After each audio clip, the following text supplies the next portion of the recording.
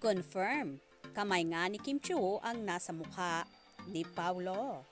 So sweet.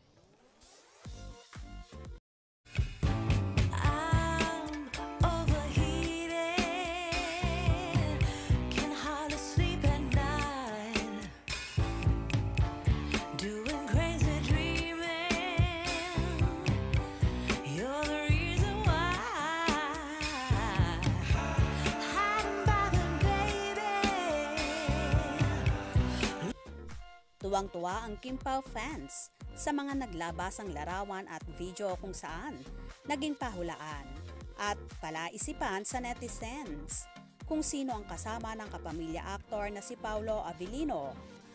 Tanging kamay lang ang nakikita at nilalaro-laro ang mukha ni Paulo ng babaeng hindi ipinapakita ang mukha.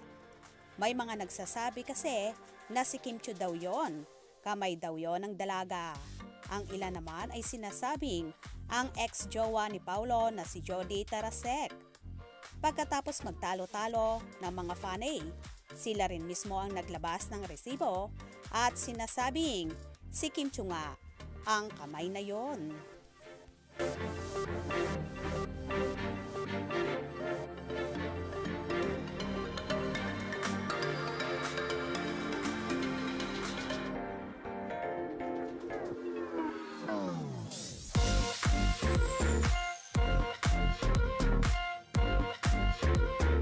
Labas din ang larawan kung saan kasama ni Kim si Paulo at puro girls ang kasama ng actress. Tanging ang actor lang ang lalaki. Tila nagkakantahan naman ang mga kasamang yon ni Kimi pati na rin ang dalaga. Sa naturang larawan na yon, ang jacket kung saan suot-suot din ni Paulo nung hinahawakan ang mukha niya ni girl na hindi ipinakita ang mukha. Kapansin-pansin kasi na magkapareho ang jacket ni Paulo na suot. Sa naturang video na yon kung saan nilalaro ng mga kamay na yon ang mukha niya. At ito rin ang suot-suot ng aktor habang nagkakantahan sina Kimi kasama ang ilang mga kaibigan.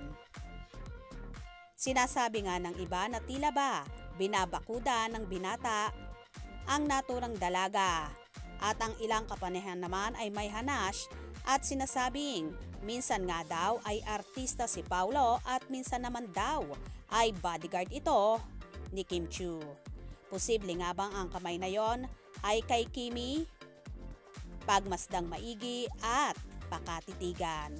Kayo na ang bahalang humusga sa pagkakaalam nyo at opinyon nyo. Kaya naman tumutok at wag na wag pahuhuli sa mga maiinit na kaganapan. Anong inyong magiging reaction sa bidyong ito? Comment below.